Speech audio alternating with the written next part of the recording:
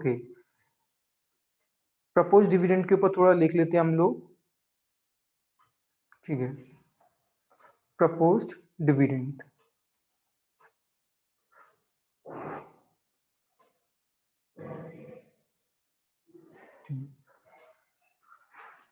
Proposed dividend एक अच्छा point बनता है। कल हमने काफी टाइम लगाया इस छोटे से पॉइंट के ऊपर, आज मैं आपको लिखवा दूं ना तो आपको कॉन्सेप्ट क्लियर हो जाएंगे। ये वाला प्रपोज्ड डिविडेंड,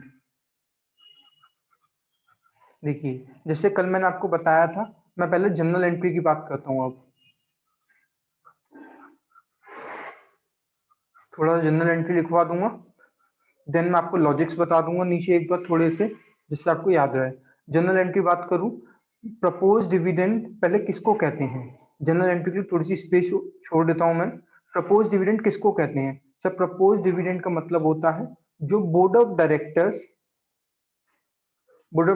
ने क्या करा, डिविडेंड डिक्लेयर करा। बोर्ड ऑफ डायरेक्टर ने डिविडेंड क्या करा, डिक्लेयर करा, plus plus plus plus share holder ने अप्रूव कर दिया।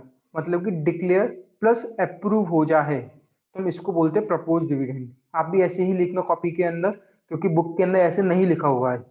ठीक है ना, एक अकेला क्वेश्चन मिलेगा तो आपको दिक्कत नहीं हो, इसलिए मैंने पूरा कॉन्सेप्ट बताया है इसके ऊपर। ठीक है, जब डिविडेंड डिक्लेयर हो जाए, अप्रूव हो जाए, तो इसको बोलेंगे प्रपोज डिविडेंड। ऐसे ही लिखना आप लोग, पहले इसको लिख लेना। ठीक है ना, उसके बाद साथ ही साथ नीचे एक बात और लिखना, यदि डिविडेंड डिक्लेयर हो जाए, डिविडेंड डिक्लेयर, देखो प्रपोज डिविडेंड तो इसको बोलेंगे जब डिक्लेयर हो गया और अप्रूव हो गया। क्लियर है? अब उसी के नीचे लिखना है डिविडेंड डिक्लेयर हुआ, सॉरी डिविडेंड क्या हुआ, डिक्लेयर हुआ लेकिन अप्रूव नहीं हुआ। ऐसे ही लिखना जैसे मैं लिखूं dividend declare plus approve, approve के आगे क्रॉस लगाना, जैसे मैंने लिखा वैसे ही लिखना आप लोग। जैसे मैं लिख रहा हूँ वैसे ही लिखना, प्लस अप्रूव नहीं हुआ तो इसको प्रपोज डिविडेंड नहीं कहेंगे। बात क्लियर है? जैसे मैंने लिखा है वैसे अपनी कॉपी में पहले इसको लिख लीजिए, board of director dividend declare करेंगे और शेयर होल्डर क्या करेंगे, अप्रूव करेंगे। ये दोनों काम हो रहे तो प्रपोज डिविडेंड कहलाया जाएगा। यदि डिक्लेयर हुआ है लेकिन अप्रूव नहीं हुआ है तो इसको प्रेफरेंस डिविडेंड, सॉरी इसको प्रपोज डिविडेंड नहीं कहा जाएगा। बोर्ड ऑफ डायरेक्टर कहाँ डिक्लेयर करते हैं? बोर्ड मीटिंग में। चाहो तो पूरी फुल फॉर्म लिख लेना, नॉलेज के लिए बता रहा हूँ, बोर्ड मीटिंग में करते हैं। और शेयर होल्डर अप्रूव का करते हैं एजीएम में। शेयर होल्डर अप्रूव का करते हैं एजीएम में। एजीएम का मतलब एनुअल जनरल मीटिंग। बात clear? Board of director board meeting और share holder annual general meeting. बात क्लियर है? ओके, ये आप लिख लीजिए इस चीज को ऐसे ही, इसको हम प्रपोज डिविडेंड बोलेंगे। अब मैं आपको थोड़ी सी एंट्री के बारे में नॉलेज दे देता हूँ। अब एंट्री के बारे में हम बात करें, जनरल एंट्री प्रपोज डिविडेंड की, तो कैसे होगी? अब बिल्कुल वन बाय वन बिल्कुल ध्यान से समझना कि प्रपोज डिविडेंड मैं पहले एंट्री लिखवा रहा हूँ, उसके बाद जो भी ट्रीटमेंट होगा कैसे करा जाएगा मैं आपको हर एक चीज समझाता चलूंगा। ठीक है, ये थोड़ा फास्ट रहेगा, मैक्सिमम 15 to 20 मिनट में मैं ये टॉपिक वाइंड अप कर दूंगा लिखवा कर। ठीक है, ओके, पहले एंट्री लिखते हैं प्रपोज डिविडेंड। अकाउंटिंग किस साल होगी ये आपको पता है। प्रपोज डिविडेंड कौन सा प्रपोज डिविडेंड? प्रीवियस ईयर का। Propose dividend account debit to dividend payable, to dividend payable.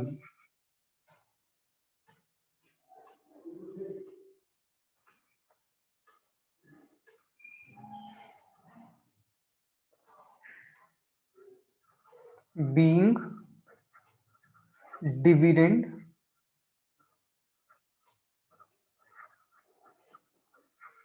declared and approved। Declared भी हो गया और अप्रूव्ड हो गया। जैसे ही अप्रूव हो जाएगा वैसे ही हमारी बुक्स में ये क्या आ जाएगा, ऑब्लिगेशन। बात क्लियर है? ये क्या आ जाएगा हमारे बुक्स में, ऑब्लिगेशन। डिविडेंड पेबल क्या होती है हमारे लिए, लाइबिलिटी कहलाई जाती है। क्वेश्चन की क्लियर हो गई, being dividend declared and approved. ठीक है, इतना क्लियर हो गया। देखिए डिविडेंड पेबल जो होता है वो हमारे लिए क्या होती है, लाइबिलिटी कहलाई जाती है। बात क्लियर है? डिविडेंड पेबल क्या है? Current liability. Sir current liability क्यों कही जाती है? मैं एक काम करता हूँ, इस पे स्टार बना देता हूँ, इस पर स्टार बना देता हूँ और नीचे लिख देता हूँ, इससे कि सर आपको कंफर्टेबल लगे। देखिए जो डिविडेंड पेबल होती है, जो डिविडेंड पेबल होती है, सिर्फ मैं आपके लॉजिक के लिए बता रहा हूँ, बुक में कहीं नहीं लिखा हुआ है। डिविडेंड पेबल होता है वो आपके लिए क्या होती है सर? करंट लायबिलिटी होती है। करंट लायबिलिटी क्यों होती है?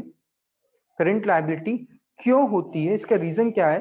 क्योंकि इसका रीजन ये है कि जिस दिन share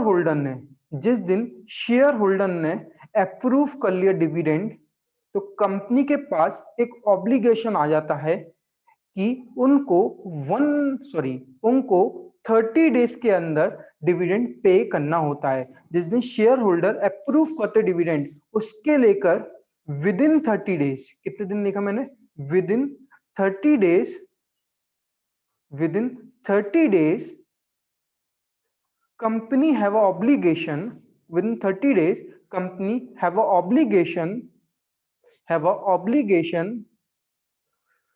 to pay dividend, to pay dividend। बात क्लियर है? 30 दिन के अंदर ये अंदर पे कर रही है तो ये करंट लायबिलिटी कंसीडर करी जाएगी। ये सिर्फ लॉजिक के लिए बता रहा हूं मैं आप लोगों को, बुक में कहीं नहीं लिखा हुआ है, ठीक है? इफ, इसके आगे लिखिए if not pay within 30 days, if not pay within 30 days,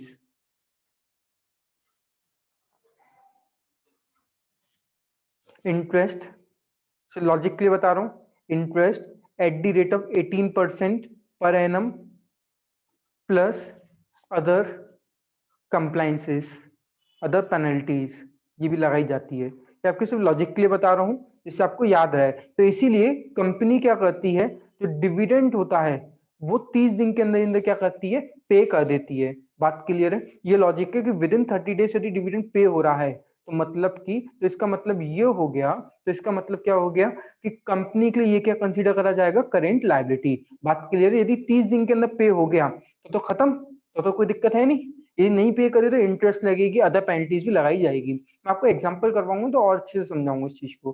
clear है? तो अभी आप लोग कॉपी कर लेना, एक सेकंड रुक जाइए, पहले मेरा सुन लीजिए यहाँ पे जो मैं करवा रहा हूँ अभी, ठीक है? फर्स्ट एंट्री इतना आप लोगों को क्लियर हो गई होगी, वेरी गुड।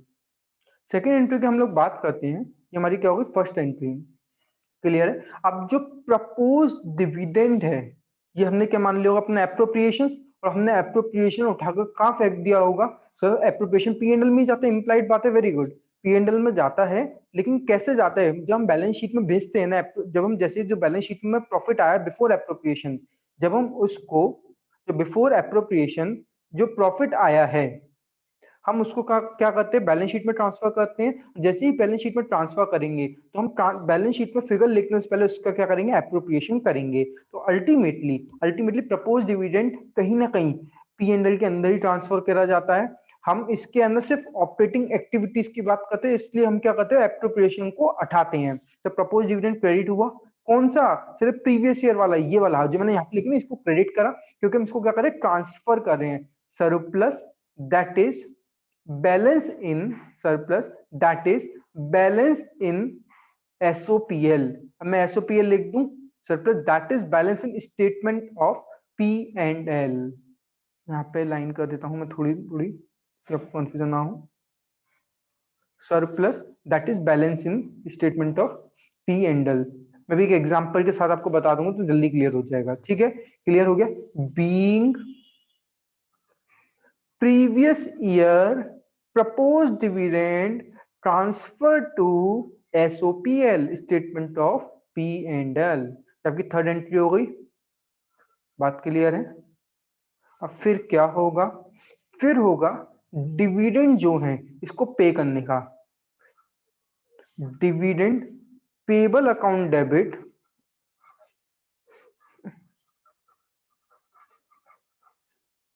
To bank. बात क्लियर हो गई?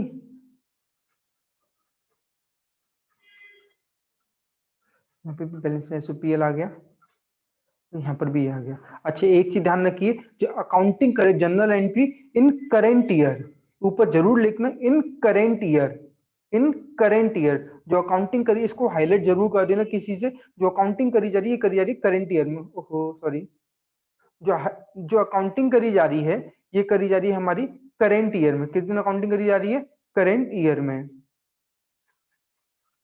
चलो कोई बात नहीं, इसको ध्यान से आप लोग समझ लेना, ये अकाउंटिंग करी जा रही है इन करेंट ईयर। बात क्लियर है? करेंट ईयर में क्या अकाउंटिंग होगी ये वो बता रहा है, इसलिए मैंने इसको खुद हाईलाइट किया से आपको याद रहा है। इन करेंट ईयर अकाउंटिंग है, करेंट ईयर में तो हम प्रीवियस ईयर की अकाउंटिंग करते हैं, इस चीज को जरूर याद रखना, अदरवाइज दिक्कत हो जाएगी। क्लियर है? करेंट ईयर में प्रीवियस ईयर की अकाउंटिंग करते हैं हम ऐसे करेंगे। आई होप इतना आप लोगों को क्लियर हो गया होगा। Very good. अच्छा देखिए, मैंने सपोज करिए, मैंने क्या कहा, कंपनी ने प्रपोज डिविडेंड डिक्लेयर करा, इतना हो गया। फिर उसको मतलब प्रीवियस ईयर डिविडेंड डिक्लेयर किया तो करंट ईयर में उसका पेमेंट करा जाएगा, इंप्लाइड बात है, करंट ईयर में उसका उसके इफेक्ट लिया जाएगा। सपोज करिए पहली एंट्री हो गई, सेकंड हो गई, कंपनी ने थर्ड एंट्री नहीं करी, तो इसका इम्पैक्ट क्या होगा? थर्ड एंट्री कब होती है सर? जब कंपनी पेमेंट करती है। सपोज करिए कंपनी ने पेमेंट नहीं करी, मतलब कि मेरा कहने का मतलब ये है, आपका करंट ईयर है 2021, let assume the current year will be 2021 and the previous year will be 2019 oblique 20, 1920 आपका previous year है and the current year will be 2021। बात क्लियर है? 1920 में प्रपोज डिविडेंड था जो डिक्लेयर किया होगा एजीएम में, एजीएम में शेयर होल्डर ने अप्रूव करा होगा। जिस दिन अप्रूव करेंगे उस दिन क्या करेंगे, उसी साल जिस साल अप्रूव करा गया उसी साल हमने क्या करा, अकाउंटिंग कर दी करंट ईयर में। करंट ईयर में हमने क्या करा, अकाउंटिंग करना शुरू कर दी। ठीक है, कंपनी ने ये सब काम कर दिया, लेकिन कंपनी ने अभी तक डिविडेंड पे नहीं करा। कंपनी अभी तक क्या करा, डिविडेंड पे नहीं करा। और ये आ गई 31 मार्च 2021। देखिए ये अकाउंट, ये एंट्रीज सब कब हो रही होंगी, ये एंट्री हो रही होंगी आपकी करंट ईयर दैट इज 2021 में। बात समझ में आ रही है? 31 मार्च 2021 तक कंपनी ने डिविडेंड पे नहीं करा। सपोज करिए, एग्जांपल ले रहा हूं, तो क्या होगा 31 मार्च 2021 में, इस डिविडेंड पेबल का क्या करा जाएगा? देखिए सपोज, देखो एक केस लीजिए, ठीक, कंपनी डिविडेंड पे कर दिया, तो देखो यहाँ पे ये एंट्री हुई, ये हो गई, एक महीने के अंदर कंपनी डिविडेंड पे कर दिया with in the same year. तो जो डिविडेंड पेबल इधर क्रेडिट हुआ है ना, जो करंट लायबिलिटी इधर क्रेडिट हुई है, वही करंट लायबिलिटी इधर डेबिट होगी। तो बैलेंस शीट में इसको कोई भी इंपैक्ट नहीं पड़ेगा, क्योंकि सेम ईयर में हमने पेबल दिखाया, सेम ईयर में हमने क्या करा, पेबल का पेमेंट कर दिया। यदि सपोज करिए हमने डिविडेंड पेबल दिखाया, लेकिन हमने 31 मार्च 2021 में पे नहीं करा, तो फिर क्या होगा, करंट ईयर की बैलेंस शीट में, 2021 की बैलेंस शीट में डिविडेंड पेबल का क्या होगा? कोई मुझे बता सकता है? बताइए, मुझे मैसेज करके बताइए आप लोग। यदि मैं ये थर्ड एंट्री नहीं करता, मतलब यदि मैंने डिविडेंड का पेमेंट नहीं करा, तो फिर मेरा जो डिविडेंड टेबल है इसका ट्रीटमेंट क्या होगा? बताइए, कोई ट्राई करिए, कोई भी ट्राई करिए कि डिविडेंड टेबल का ट्रीटमेंट क्या होगा।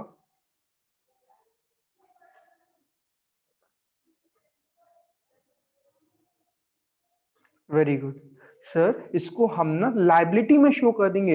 वेरी गुड, वेरी गुड, अच्छी बात है, अच्छा आंसर आ रहा है। लेकिन मेरी बात समझिए, मैंने क्या कहा, डिविडेंड पेबल क्या है सर? डिविडेंड पेबल मेरी क्या है, करेंट लायबिलिटी है। करेंट लायबिलिटी क्यों है? क्योंकि सर ये हमारे ऊपर ऑब्लिगेशन, हम कौन, कंपनी, कंपनी के ऊपर ऑब्लिगेशन है कि एक बार डिविडेंड शेयर होल्डर ने अप्रूव कर दिया तो कंपनी के पास ऑब्लिगेशन है, कंपनी को 30 दिन के अंदर ही अंदर डिविडेंड का पेमेंट करना पड़ेगा। यदि नहीं करती है तो उसके भले ही इंटरेस्ट इंटरेस्ट लगाई जाए, लेकिन मेरी बात ध्यान रखिए, करंट लायबिलिटी क्यों, कंपनी के ऊपर ऑब्लिगेशन है, उसको 30 दिन के अंदर पेमेंट करना पड़ेगा। तो ध्यान दीजिए, भले ही कंपनी 30 दिन के अंदर पेमेंट नहीं कर रही है, लेकिन कंपनी एक साल के अंदर तो कर ही देगी। या फिर सिंपल ऐसे समझिए, कंपनी के पास ऑब्लिगेशन 30 दिन के अंदर पेमेंट करना है, कंपनी का करंट लायबिलिटी। और ये लायबिलिटी कब खत्म होगी सर? ये लायबिलिटी तब खत्म होगी जब कंपनी क्या करेगी, डिविडेंड पेबल का पेमेंट कर देगी। कंपनी डिविडेंड पेबल का पेमेंट ही नहीं कर रही है, तो 31 मार्च की बैलेंस शीट में क्या दिखा जाएगा, ये डिविडेंड पेबल हमारा कहां से होगा, करंट लायबिलिटी के अंदर। बात क्लियर है? आई थिंक मेरी इतनी बात क्लियर हो गई होगी। आप इन सबको नोट मत करना, आप सिर्फ जनरल एंट्री नोट करना, ये सब चीज साइट की कुछ भी नोट मत करना। इन ये तीनों जनरल एंट्री नोट करना, being dividend pay, being dividend pay, या बीइंग डिविडेंड पेबल, ऐसे भी लिख सकते, कोई इश्यू नहीं है। बीइंग डिविडेंड पेड भी लिख सकते, बीइंग डिविडेंड पेड, कुछ भी लिख दो, कोई इशू नहीं, बीइंग डिविडेंड पेड। बात क्लियर हो गई? इतना क्लियर हो गई? यहीं पे आपकी जनरल एंट्री भी ओवर होती है। और साथ ही साथ जैसे जनरल एंट्री ओवर हो गई आप लोगों की, ठीक वैसे इसको भी कॉपी कर लीजिए। मैं और स्क्रीन छोटी कर देता हूँ जिससे आपको दिक्कत नहीं हो। देखो प्रपोज हेडिंग डलवाई, पहले इसको कोई कॉपी मत करना, इसको कोई भी कॉपी मत करना, ये सिर्फ आपके समझाने के लिए बताया है। साइड वाला कुछ भी कॉपी मत करना, ये जनरल एंट्री कॉपी कर लेना तीनों। उसके अलावा ये चीजें नोट कर लेना कि यदि बोर्ड ऑफ डायरेक्टर्स ने डिविडेंड डिक्लेयर करा, शेयर होल्डर ने अप्रूव करा, तो इसको प्रपोज डिविडेंड कहेंगे। यदि बोर्ड ऑफ डायरेक्टर ने डिविडेंड डिक्लेयर करा लेकिन शेयर होल्डर ने अप्रूव नहीं करा, तो इसको प्रपोज डिविडेंड नहीं कहेंगे। जैसे मैंने क्रॉस किया है वैसे ही आपको करना है, एक बार काट कर इस तरीके से। डिविडेंड पेबल के ऊपर मैंने स्टार लगाया है, उसके ऊपर मैंने क्या करा, नोट बनवाया आपसे डिविडेंड पेपर का कैसे नोट होगा। और सबसे इंपॉर्टेंट बात है, ध्यान देना, अकाउंटिंग हो रही है करंट ईयर में, करंट ईयर में ही प्रपोज डिविडेंड की अकाउंटिंग करी जाएगी। बात की प्रीवियस ईयर के प्रपोज डिविडेंड की अकाउंटिंग करी जाएगी। बात क्लियर है? इसको मैं एक शॉर्ट में एक बात और लिखवा देता हूँ, इसमें 1 सेकंड रुक के कॉपी करिए। एक छोटी सी बात और करवा देता हूँ। In current year, in current year, in current year, in current year, in current year मतलब करेंट ईयर की अकाउंटिंग की बात है। In current year previous year, short में लिखवा रहे हैं, current year previous year propose dividend की अकाउंटिंग होगी। ऐसी लिख लें, current year previous year propose dividend accounting. And in current year, current year के इस साल में, इस साल के प्रपोज डिविडेंड का क्या होगा, डिस्क्लोजर होगा, डिस्क्लोजर होगा इन नोट्स टू अकाउंट। ये शॉर्ट में लिखवा दिया, disclosure in notes to account as per accounting standard 4। इसका नेम क्या है, नेम याद कर लेना, contingencies and events occurring after the balance sheet date. Contingencies and events occurring after the balance sheet date, occurring after balance sheet date। जब आप CA field में जाओगे ना, तो आपको एक एक अकाउंटिंग स्टैंडर्ड पढ़ने का मौका मिलेगा। Accounting standard, Indian accounting standards काफी लंबे होते हैं, इंटरेस्टिंग होते हैं, मजे आते हैं पढ़ने में। पहले एक काम करता हूँ, मैं धीरे धीरे करके आप लोगों को दिखाता चलो, आप लोग कॉपी करते चलिए। पहले एक काम करिए, ऊपर को कॉपी कर लिया आप लोगों ने, बताइए क्या कॉपी हो गया ऊपर वाला? जितना कॉपी, देखो जितना कॉपी हो जाए तो मुझे बता देना, तो कोई यहाँ से पहले यहाँ से कॉपी कर लो। कितना कॉपी हो गया करते चलो।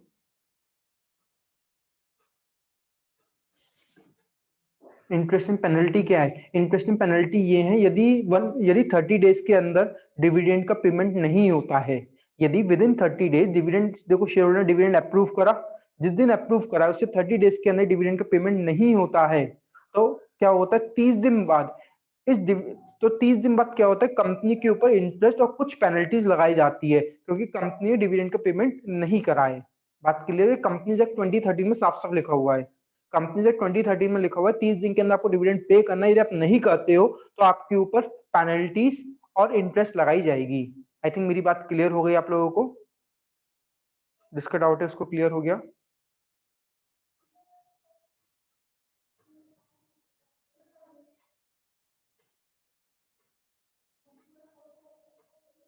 ओके।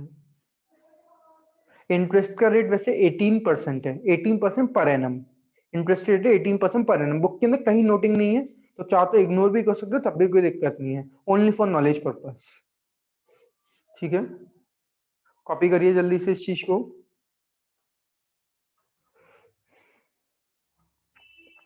आई थिंक आपकी जनरल एंट्रीज कॉपी हो गई है, मैं नीचे कर लेता हूँ थोड़ा सा। लो,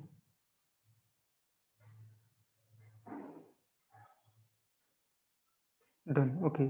सारा कॉपी हो गया नीचे को, ये शॉर्ट में क्रक्स, ये क्रक्स में है, तो शॉर्ट में ये समरी है आपकी क्रक्स। ये अकेला यही तरीका है इसको शॉर्ट में याद करने के लिए। इंपॉर्टेंट ट्रीटमेंट है तो अच्छे से करना है इस चीज को। पूरे की समरी मैंने आपकी लिख दी है।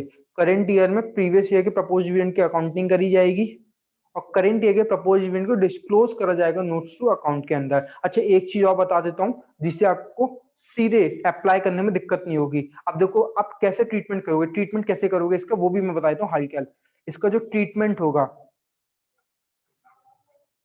ट्रीटमेंट सीधे बता रहा हूँ, याद जिसको जिसको अभी तो नहीं समझ में आया ना, इस चीज को याद कर लेना, पूरा हो जाएगा topic.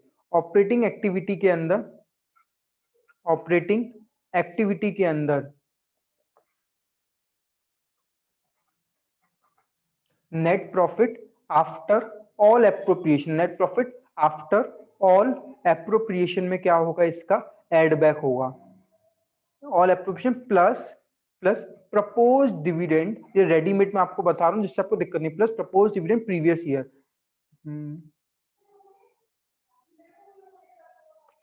Plus propose dividend previous year. मैं शॉर्ट कर देता हूँ, प्रपोज डिविडेंड प्रीवियस ईयर, थोड़ा स्पेस की कमी हो जाती है। ठीक है, operating activity net profit after all appropriation plus propose dividend previous year, ये ट्रीटमेंट होगा रेडीमेड को। इधर हम क्या करेंगे, एड बैक करेंगे एप्रोप्रिएशन को। और क्या होगा, फाइनेंसिंग में जब हम पे कर देंगे, जब हम बैंक वाली एंट्री करते हैं ना, जनरली तो हम ये एज्यूम करते हैं कंपनी ने क्या करा, पे कर दिया है, तो फाइनेंसिंग एक्टिविटी में क्या करा जाता है, इसको माइनस करा जाता है, minus propose dividend previous year. बात के लिए ये है आपका रेडीमेड सॉल्यूशन, ये आपका ट्रीटमेंट होगा जिसको मैंने शॉर्ट में इधर आप लोगों के साथ लिख दिया है। चाहो तो इसको याद कर लो तो तब भी कोई दिक्कत नहीं है, क्वेश्चन आराम से हो जाएंगे। ठीक है, लेकिन ध्यान रखना ये वाली एंट्री तब होती है जब कंपनी पे करती है, मतलब कि फाइनेंसिंग एक्टिविटी में तब जाता है जब थर्ड वाली एंट्री होती है, dividend payable account debit to bank. Generally आपको एज्यूम करना पड़ेगा डिविडेंड पे कर दिया गया है। यदि क्वेश्चन पढ़कर क्वेश्चन के अंदर बैलेंस शीट के अंदर लिखा आ रहा है डिविडेंड पेबल, क्वेश्चन के अंदर डिटेल्स में लिखा हुआ डिविडेंड पेबल, तो मतलब कि थर्ड एंट्री नहीं हुई है, मतलब कि ये वाली एंट्री नहीं हुई है, तो फिर ये फाइनेंसिंग में नहीं जाएगा। इसको देख लेंगे, हम बाद में डिस्कस कर लेंगे। इसको जल्दी से कॉपी करिए आप लोग। मैं प्रोविजन फॉर टैक्स स्टार्ट करूंगा इसके बाद। आई होप सब लोग को कॉपी हो गया होगा। ठीक है, मूव ऑन करते हैं नेक्स्ट एडजस्टमेंट की, वो भी अच्छी एडजस्टमेंट है। कौन सी एडजस्टमेंट है, प्रोविजन फॉर टैक्स। बिल्कुल आराम से इस पे समय देंगे अपना। ऑलमोस्ट शायद ये हमारी मेन मेन एडजस्टमेंट में से लास्ट एडजस्टमेंट होगी, इसके बाद आप पूरा चैप्टर कर सकते हैं। ठीक है, जो छोटा मोटा जो नए नए एडजस्टमेंट आएंगे वो टाइम टू टाइम हम आप लोगों के साथ डिस्कस करते चलेंगे। ठीक है, ओके। उस अब क्या है इसके अंदर, अब जो है प्रोविजन फॉर टैक्स। देखो इतना मेहनत मैं अब इसके साथ आपके साथ नहीं करूंगा इस टॉपिक के अंदर। देखो जितना मैंने प्रपोज डिविडेंड में टाइम दिया है, कहो तो मैं इसमें भी दे सकता हूँ, लेकिन उसको देने से पहले पहले हम थोड़ा सा सिंपल तरीके से समझेंगे, सीधे समरी मैनर में समझेंगे इसको। अब क्या करेंगे हम, तो जब भी हम हमेशा क्या करेंगे, प्रोविजन फॉर टैक्स का क्या करेंगे, अकाउंट बनाएंगे। या आप सिंपल ऐसे लिखिए, अभी प्रोविजन फॉर टैक्स हेडिंग डालिए। हमें करना क्या है, सारे प्रोविजन क्या होते हैं हमारे लिए, लायबिलिटी होती है, तो हम करेंगे क्या डायरेक्टली, हम सीधे इनका अकाउंट बनाएंगे। मैं पहले आपको याद करने का ट्रिक बता रहा हूँ, उसके बाद मैं आपको इसके साथ लॉजिक डिस्कस कर लूंगा। प्रोविजन शॉर्ट में लिख रहा हूँ, आप पूरा लिखना, प्रोविजन फॉर टैक्स अकाउंट। ठीक है, ये क्या है, प्रोविजन क्या होता है, हमारी लायबिलिटी होती है। बता सकता है कि लायबिलिटी का ओपनिंग बैलेंस कहाँ से शुरू होगा, कोई मुझे बता सकता है कि लायबिलिटी का ओपनिंग बैलेंस अकाउंट के अंदर कहाँ से शुरू होगा। हाँ जी, और लायबिलिटी का क्लोजिंग बैलेंस कहाँ पर एंड होगा। वेरी गुड सर, लायबिलिटी है, लायबिलिटी का ओपनिंग बैलेंस आएगा by balance BD. Very good, इतना तो आप लोगों को अकाउंट बनाना आ चुका है, तो आई थिंक इतनी मेरी को मेहनत करने की जरूरत नहीं है। तो टू बैलेंस सीडी। देखिए बच्चों को अभी भी अकाउंट्स बनाने में कंफ्यूजन होता है कि सर ऐसे कैसे बनाए, कभी आप ओपनिंग क्रेडिट में आते हैं, कभी डेबिट में आ जाते हो ओपनिंग। तो भाई लॉजिक तो असेट और लायबिलिटी का सेम लॉजिक है जो हमने 11th क्लास में डिस्कस किया था। चलिए, ओपनिंग बाय बैलेंस बीडी और टू बैलेंस सीडी, इसको ओपनिंग बोलते हैं ना। ये बैलेंस बीडी कौन सा आता है, ओपनिंग जो प्रीवियस ईयर का एंड होता है। कोई इसको ओपनिंग बोल देता है, कोई इसको क्लोजिंग भी बोलता है, कुछ भी बोल दीजिए, डजेंट मीन। बात क्लियर है। अब मैं आपको छोटा सा एक लॉजिक लेता हूँ, अब मैं छोटा सा आप लोगों के साथ क्या करता हूँ, लॉजिक लेता हूँ। सो वो लॉजिक क्या होगा सर, वो लॉजिक आपका क्या होगा, वो लॉजिक ये होगा इसके अंदर कि देखिए, जैसे कि हम जब बैलेंस शीट बना रहे हैं, मैं थोड़ा सा नीचे करके लिखता हूँ आप लोग, जिससे कि नोटिंग करने में दिक्कत नहीं हो बाद में। ठीक है, थोड़ा सा नीचे लेके ही चलते हैं। देखिए लॉजिक समझ लीजिए पहले आप लोग, लॉजिक पर फोकस करते हैं। जैसे कि ईयर एंड होता है 1 अप्रैल, कोई भी ले लीजिए, करंट ईयर कोई भी ले लीजिए, कोई भी ईयर ले लीजिए, 1 अप्रैल 19 से 31 मार्च 20, ये ईयर एंड हो गया। देखिए जो इनकम टैक्स होता है, इनकम टैक्स क्या होता है, income tax act 1961, income tax act 1961, income tax act के अकॉर्डिंग हर एक इंसान को क्या करना होता है, अपना, हर एक इंसान को क्या करना होता है, अपना इनकम टैक्स, ये क्या हो गया, हर एक इंसान को क्या करना होता है, अपना इनकम टैक्स रिटर्न फाइल करना होता है। किसके अकॉर्डिंग, इनकम टैक्स के अकॉर्डिंग, इनकम टैक्स एक्ट के अकॉर्डिंग हर एक इंसान क्या करता है, अपना इनकम टैक्स रिटर्न फाइल करता है। और इनकम टैक्स रिटर्न फाइल करने की डेट होती है, मैं सिंप्लिसिटी में ले लेता हूँ, अभी मैं आपका एक्चुअल डेट नहीं ले सकता कि आपको समझ में नहीं आएगा। उसकी डेट होती है 31 जुलाई 31 जुलाई उसकी होती है डेट। जैसे कि मैं बना रहा हूँ 1920 मेरा फाइनेंशियल ईयर है, या फिर कुछ भी लिए, 1920 मेरा फाइनेंशियल ईयर है, इसी साल की मैं क्या कर रहा हूँ, फाइनेंशियल स्टेटमेंट बना रहा हूँ। तो इस साल की जो डिटेल्स हैं वो इनकम टैक्स से मैं 31 जुलाई 2020 तक सबमिट कर सकता हूँ। बात क्लियर है, मतलब कि इस साल में जो भी मैंने प्रॉफिट निकाला है या जो भी कुछ किया है उसकी डिटेल में क्या करूंगा, 31 मार्च 2020 तक मैं क्या करूंगा, इनकम टैक्स के पास क्या करूंगा, इसको जमा कर दूंगा।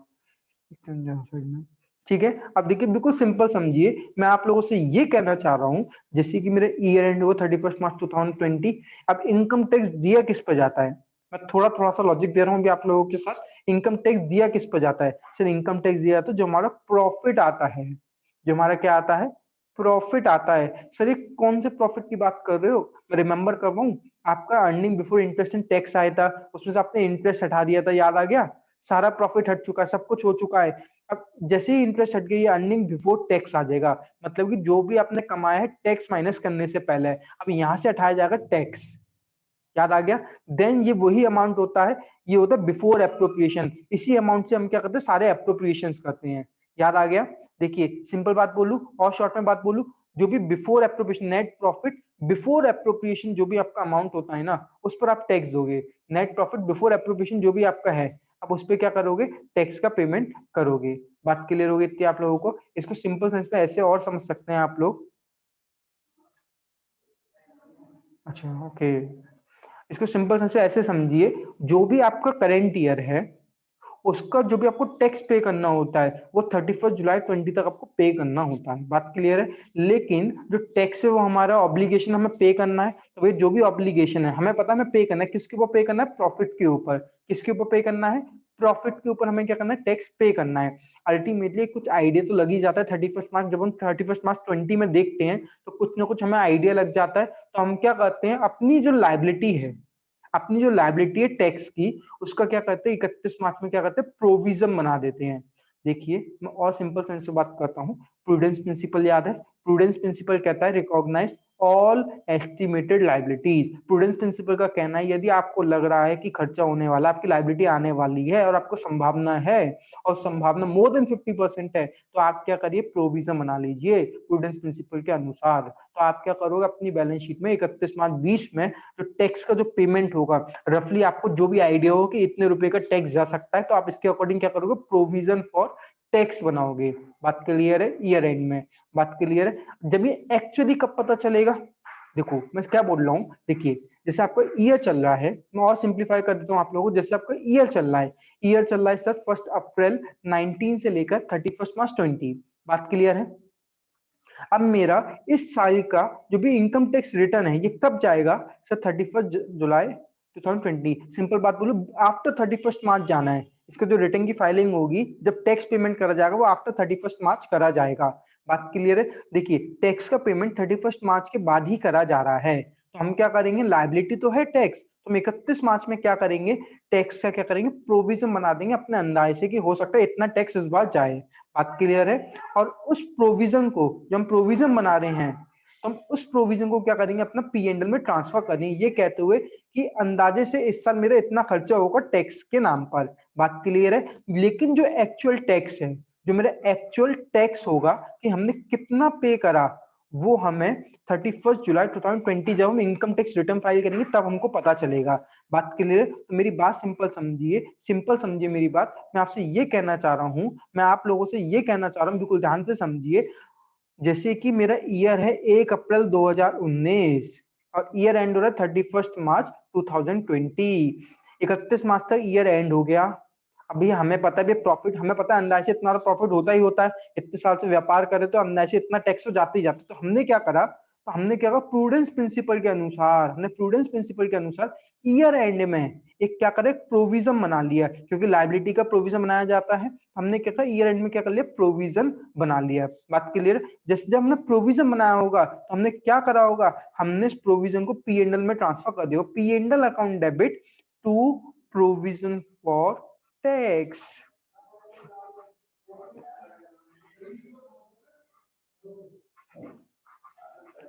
P and L account debit to provision for tax. जब हम ये प्रोविजन बनाएंगे ना, ये प्रोविजन टेम्पररी बेसिस पर है।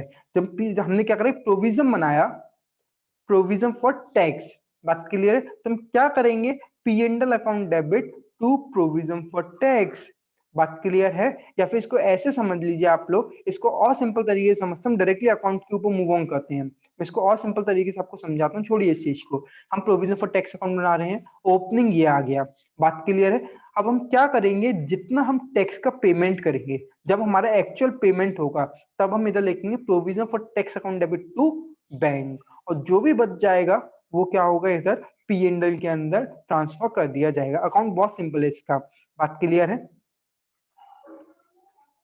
देखिए, ये हम जैसे हमने इधर करा, अब जो भी इधर बचे, ये क्या होगा, बैलेंसिंग, जनरली यही बैलेंसिंग फिगर होगी आप लोगों की। जो भी बचेगा वो आपका क्या होगा, पी एंड एल अकाउंट के अंदर ट्रांसफर कर दिया जाएगा। सिंपल समझिए, सिंपल समझिए। मैं ये कहना चाह रहा हूं, जैसे कि जो हमारा टैक्स है, वास्तविकता में टैक्स कब पे होगा सर, टैक्स एक्चुअली पे कब होगा, 31 जुलाई को। तो सिंपल मेरी बात समझिए, मैं आपसे ये कहना चाह रहा हूँ, भले ही मेरी ईयर एंड 31 मार्च 20 में हो जाए, लेकिन मुझे एक्चुअल पेमेंट कब पता चलेगा, एक्चुअल पेमेंट तो करंट ईयर में पता चलेगा। जैसे कि 1920 का जो मैंने बैलेंस शीट बनाई 1920 की, इसमें कितना टैक्स एक्चुअली पे करूंगा, ये मेरे को 2021 में तो पता चलेगा, क्योंकि इनकम टैक्स रिटर्न आफ्टर 31 मार्च ही फाइल होंगे। पोर्टल ही लॉगिन नहीं करने देता है, मतलब कि इनकम टैक्स का रूल यही है कि 31 मार्च के बाद ही आपको रिटर्न फाइल कर पाओगे। जब तक ईयर एंड होगा तब तक आप फाइल कैसे करोगे, ईयर एंड होने के 31 मार्च के बाद आप 31 जुलाई 2020 तक अपना रिटर्न फाइल कर सकते हो। ये वाला ईयर किस में आ गया, 2021 में। तो मैं आपसे यही कहना चाह रहा हूं, जब हम करंट ईयर की अकाउंटिंग करेंगे, तब हम इसमें दिखाएंगे हमने एक्चुअली प्रोविजन फॉर टैक्स के नाम से कितना पेमेंट किया। मेरी बात सबको क्लियर हो रही है इतनी? करंट ईयर में हम क्या करेंगे, एक्चुअल पेमेंट बताएंगे। जब इधर अकाउंटिंग कर रहे हैं ना ऊपर प्रोविजन फॉर टैक्स की, ये अकाउंटिंग करंट ईयर में हो रही है। तभी तो हम कह रहे हैं कि हमने इस साल, देखो मैंने क्या कहा, मैंने पिछले साल इतना प्रोविजन बनाया, पिछले साल मैंने क्या करा, इतना प्रोविजन बनाया, पिछले साल मैंने क्या करा, इतना प्रोविजन बनाया। क्लियर है? पिछले साल मैंने क्या करा, इतना प्रोविजन बनाया। और करेंट ईयर में, जब हमने करंट ईयर 31 जुलाई, जब हमारी लास्ट डेट है 31, जब हमने करंट ईयर में फाइलिंग करी, तो हमें पता चल गया इतना मैंने क्या करा, एक्चुअल पेमेंट कर दिया। बात क्लियर है? और मैंने क्या करा, कर इस साल मुझे उम्मीद है कि इतना पेमेंट होगा, तो मैंने इस साल का भी क्या करा, जैसे पिछले साल प्रोविजन बनाया था ईयर एंड में, ठीक वैसे ही इस साल भी मैंने क्या कर लिया, इसका प्रोविजन बना दिया। बात क्लियर हो गई? और जो भी बच गया वो मैंने क्या करा, पी एंड एल अकाउंट के अंदर ट्रांसफर कर दिया। बात क्लियर हो गई? सिंपल। देखिए आप लोग भी ऐसे अकाउंट कॉपी कर लीजिए। प्रोविजन फॉर टैक्स के केस में ओपनिंग ये आ गया, ये इंपॉर्टेंट है तो इसको ध्यान रखना। ओपनिंग ये आ गया, ध्यान देना, इसमें जो वर्डिंग लिखी होगी ना, इसमें क्या लिखा होगा, इसमें लिखा होगा प्रोविजन फॉर टैक्स मेड। शब्दों पे ध्यान देना, जब भी मेड लिखा होता है, इस चीज पे फोकस कर लें, जब भी मेड लिखा होता है तो मतलब कि पी एंड एल में जाने वाला आइटम बताया गया है। इसमें जो वर्डिंग लिखी होती है आप ढूंढोगे कैसे कि सर में पता कैसे चलेगा, लिखा होगा प्रोविजन फॉर टैक्स मेड। हमने इस साल इतना प्रोविजन फॉर टैक्स बनाया है, और जितना हम बनाते हैं वो सारा पी एंड एल के अंदर ट्रांसफर करते हैं। इसके लिए लिखा होगा provision for tax paid, provision for tax paid. इस चीज को हाईलाइट कर लेना, जो वर्डिंग से आप ढूंढोगे कि आपको पता कैसे चलेगा कि ऐसा हो रहा है, तो इसलिए इसको हाईलाइट करके चलना आप लोग, कि इसके अंदर क्या होगा, इसके अंदर ये होगा। आपको देखना पड़ेगा कि